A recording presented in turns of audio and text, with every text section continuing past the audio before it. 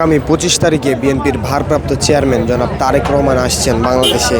তার আসার খবর শুনে আসার ঘটনাকে ঘিরে কিন্তু দেশের বিভিন্ন প্রান্ত থেকে নেতাকর্মী যারা রয়েছেন তারা কিন্তু ইতিমধ্যেই এই ঢাকা শহরমুখী হচ্ছেন। আমরা যদি বলে রাখতে চাই, তারেক রহমানের আসার খবরকে ঘিরে কিন্তু ইতিমধ্যেই এই রাজধানীর ৩০০ ফিট এলাকায় একটি বিশাল তাকে সংবর্ধনা দেওয়ার জন্য একটি বিশাল মঞ্চ কিন্তু তৈরি করার কাজ শুরু হয়েছে। গত রোববার দুপুর থেকে বিশ্ব রোড থেকে পূর্বাঞ্চলমুখী ৩০০ ফিট সড়কের অংশে শুরু হয়েছে মঞ্চ নির্মাণ। বিএনপির কমিটির সদস্যরা দিনরাত পরিশ্রম করে কাজ দ্রুত শেষ করার চেষ্টা করছেন। ৩০০ ফিট সড়কের এই বিশাল মঞ্চের মাধ্যমে তারেক রহমানকে দেশের মানুষের কাছে গৌরবময় অভ্যর্থনা জানানো হবেন, এমনটি কিন্তু বলা হচ্ছে। একটু জানিয়ে রাখতে চাই, আগামী বৃহস্পতিবার বিএনপির জন্য মাহেন্দ্রক্ষণ, সেই মাহেন্দ্রক্ষণের জন্য দেশের প্রতিটি প্রান্তের মানুষ এখন অধীর আগ্রহে অপেক্ষা করছে। দীর্ঘ প্রতীক্ষার অবসান ঘটিয়ে দলের প্রধান কান্ডারিকে এক নজর দেখতে দেশের বিভিন্ন প্রান্ত থেকে কিন্তু ঢাকায় ছুটে আসছেন হাজারো বিএনপির সমর্থকের। একটু জানিয়ে রাখতে চাই, তারেক রহমানের আগমনের ঘটনাকে ঘিরে কিন্তু দেশের বিভিন্ন প্রান্ত থেকে বাস, লঞ্চ এবং ট্রেনের স্পেশাল বগি যুক্ত করে কিন্তু দেশের বিভিন্ন প্রান্ত থেকে ঢাকায় আসছেন দলের নেতাকর্মীরা। যেমনটি দেখছেন, এখনও কিন্তু রাজধানীর এই ৩০০ ফিটে যে মঞ্চ প্রস্তুত করা হচ্ছে, সেই মঞ্চের বাইরেও কিন্তু হাজারো নেতাকর্মীর ভিড় এখানে রয়েছে। আমরা কিন্তু বেশ কয়েকজনের সাথে কথা বলছিলাম এই স্থানে। তারা কিন্তু অনেকেই রাজশাহী থেকে, নওগাঁ থেকে এসেছেন। নওগাঁ থেকে একজন আগত, তার সাথে আমরা কথা বলার চেষ্টা করছিলাম। তিনি কিন্তু তার নিজ হাতে ধান লাগিয়ে সেই ধান নিয়ে তারেক রহমানের কে দেখার জন্য এখানে এসেছেন বলে জানিয়েছিলেন আমাকে। এবং নওগাঁ থেকে একটি পরিবার কিন্তু তার পুরো পরিবার কিন্তু এখানে এসেছেন, এমনটি কিন্তু জানাচ্ছিলেন। দীর্ঘ দেড় যুগের নির্বাসিত জীবনের ইতি টেনে সব জল্পনা কল্পনার অবসান ঘটিয়ে অবশেষে জন্মভূমি বাংলাদেশে ফিরছেন বিএনপির ভারপ্রাপ্ত চেয়ারম্যান তারেক রহমান। আর মাত্র একদিন পরেই তিনি দেশের মাটিতে পা রাখবেন। বৃহস্পতিবার দুপুর 12টায় স্ত্রী কন্যাকে নিয়ে হযরত শাহজালাল আন্তর্জাতিক এয়ারপোর্টে নামবেন তিনি। তাকে বহনকারী বাংলাদেশ বিমান এর নিয়মিত বাণিজ্যিক ফ্লাইটটি সিলেট হয়ে ঢাকায় নামবে। দলের এই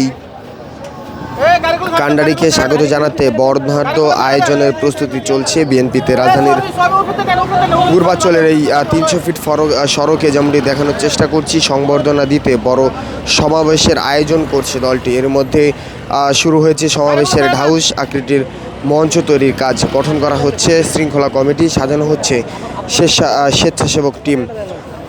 জেলায় জেলায় চলছে প্রস্তুতি সভা, স্বাগত মিছিল ভাড়া করা হচ্ছে, বাস, ট্রাক, মাইক্রোবাস বুকিং দেওয়া হচ্ছে দেশের 60টি রুটের বিশেষ ট্রেন। যেমনটি বলছিলাম, বাস, ট্রাক, মাইক্রোবাস সহ লঞ্চও কিন্তু ভাড়া করা হচ্ছে 25 তারিখে তারেক রহমানের আগমনকে ঘিরে ঢাকায় তার যে নেতাকর্মী যারা রয়েছে তাদেরকে নিয়ে আসার জন্য। এবং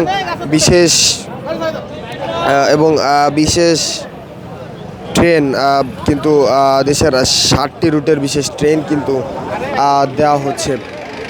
আমরা যদি একটু দেখানোর চেষ্টা করি, ইতিমধ্যেই রাজধানীর এই ৩০০ ফিট এলাকায় শত নেতাকর্মীর ভিড় কিন্তু লক্ষ্য করা যাচ্ছে। অনেকেই এসেছেন তারেক রহমানকে সংবর্ধনা জানাতে যে মঞ্চটি তৈরি করা হচ্ছে, সেই মঞ্চটি এক নজর দেখার জন্য। অনেকেই কিন্তু দেশের বিভিন্ন প্রান্ত থেকে 25 তারিখে আসতে পারবে না, ভিড় হবে মনে করে এখনই কিন্তু তারা এই স্থানে এসে উপস্থিত হয়েছেন। আমরা একটু কথা বলবো একজন।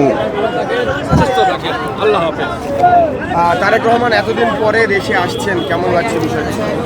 আমাদের ভাষায় আমরা প্রকাশ করতে পারবো না। আমরা দেখেছি যে আমি কেন্দ্রীয় কমিটিতে রয়েছি, বিএনপির নির্বাহী কমিটির। আমি আমার দলের পক্ষ থেকে আপনাদের সবাইকে আন্তরিক অভিনন্দন জানাচ্ছি, সাংবাদিক ভাইদেরকে। আপনারা যেভাবে উদ্যোগ নিয়ে আজকে আমাদের মাঝে এসে সারা মানুষের মনোভাবটাকে প্রকাশ করছেন, এই জন্য আমি সাংবাদিকদেরকে আন্তরিক অভিনন্দন জানাচ্ছি। আপনারা জানেন, এটা পিছনে যাবেন, আপনারা জানেন যে আমাদের নেতা জনাব তারেক রহমান আসছেন আগামী পরশুদিন, এবং তিনি দেশ ও জাতির জন্য এবং তার যে ভূমিকা সেটা তিনি এসে দেখাবেন। আর 17 বছর, প্রায় 18 বছর প্রবাসে ছিলেন, আমি নিজেও প্রবাসে ছিলাম। প্রায় 40 বছর পরে আমিও দেশের বাড়িতে আসতে পেরেছি। আমি প্রায় 20 বছর আগে এসেছিলাম, আবার 20 বছর আমি আসতে পারিনি। আজকে আমি দেশে এসে দেশ ও জাতির জন্য আজকে আমরা যে শ্রম দিচ্ছি, কাজ করছি, ইনশাল্লাহ আমাদের নেতা তারেক রহমান আসার পরে আরও উন্নত হবে এবং দেশে গণতন্ত্র ফিরে আসবে, ভোটের অধিকার ফিরে আসবে। আমরা ভোটের অধিকারের জন্য আন্দোলন করেছি, আজকে আমরা সেই লক্ষ্যে আমরা এগিয়ে যাচ্ছি। আগামী দিনে বাংলাদেশে যে এখন ক্লান্তি লগ্ন চলছে, এইটা কাটিয়ে উঠবে সর্বদিক থেকে তারেক রহমান আসার পরে আমরা সেরে পাবো। যার এই পরিপ্রেক্ষিতে বাংলাদেশের জনগণ আজকে উৎফুল্ল। আগামী পরশুদিন আপনারা দেখতে পারবেন সারা বাংলাদেশ হাসছে। বাংলাদেশ তারেক রহমান আসছে, আর বাংলাদেশ আসছে। বাংলাদেশের মানুষের ভিতরে আবার সেই আনন্দ ফিরে আসবে, গণতন্ত্রের স্বাদ আমরা পাবো, এই আশা আমি রাখি। আপনাদের সবাইকে আমার ধন্যবাদ, আন্তরিক ধন্যবাদ। ইনশাল্লাহ তারেক রহমানের আসার যে সংবর্ধনা জানাতে দলের পক্ষ থেকে এবং আপনাদের পক্ষ থেকে কি উদ্যোগ নেওয়া হয়েছে? ধন্যবাদ আপনাকে।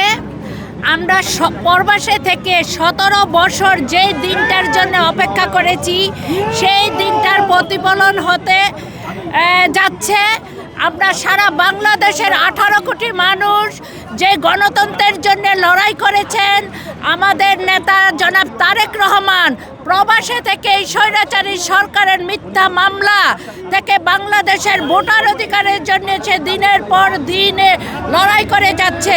আজকে সারা বাংলাদেশের মানুষ আনন্দিত, উদ্বেলিত, গর্বিত যে বাংলাদেশের জনগণ নিজের ভোট নিজে দিতে পারবে। এই আমাদের আকাঙ্ক্ষিত দিনটি প্রতিফলিত হবে দেখে আজকে 18 কোটি মানুষ উল্লাসিত, আনন্দিত, গর্বিত। আজকে আপনাদেরকে ধন্যবাদ। আমরা তারেক রহমানের নেতৃত্বে প্রবাসী থেকে বাংলাদেশের গণতন্ত্রের জন্য দীর্ঘদিন লড়াই করে যাচ্ছি এবং দেশও আমরা লড়াই করে যাচ্ছি এই স্বৈরাচারী সরকারের বিরুদ্ধে। আপনারা সাংবাদিক সহ বাংলাদেশের অসংখ্য জনগণ নির্যাতিত হয়েছে এই স্বৈরাচারী সরকারের মাধ্যমে। তার অবসান হবে। আজকে 16 কোটি মানুষ, 18 কোটি মানুষ আনন্দিত। আজকে আমরা সকলকে ধন্যবাদ এবং প্রতীক্ষায় আছি এই দিনটির জন্য, যে 25 তারিখে সারা বাংলাদেশের লক্ষ লক্ষ জনতা তাকে স্বাগতম জানানোর জন্য উদ্বিগ্ন। আপনাদেরকে ধন্যবাদ। আসসালামু আলাইকুম। দর্শক, যেমনটি শুনছিলেন, তারেক রহমানের আসার খবরকে ঘিরে তার যে নেতাকর্মী যারা রয়েছেন, দলের নেতাকর্মী এবং তার সমর্থক যারা রয়েছে, তাদের মধ্যে কিন্তু আনন্দ এবং উৎফুল্লতা ছড়িয়ে পড়েছে। এবং সেই বিষয়টিকে লক্ষ্য রেখে, তারেক রহমানের আসার বিষয়টিকে লক্ষ্য রেখে কিন্তু বিশাল একটি মঞ্চ তৈরি করা হচ্ছে রাজধানীর এই 300 ফিট এলাকায়। এবং কিছুদিন পরে অর্থাৎ 25 তারিখের কিন্তু তিনি দেশে আসবেন এবং তার আসার খবরে কিন্তু এই যে 300 ফিটে যে মঞ্চটি তৈরি করা হচ্ছে, তার আশেপাশে শত শত নেতাকর্মীদের উপস্থিতি কিন্তু লক্ষ্য করা যাচ্ছে। দর্শক, এই ছিল আমার কাছে সর্বশেষ তথ্য।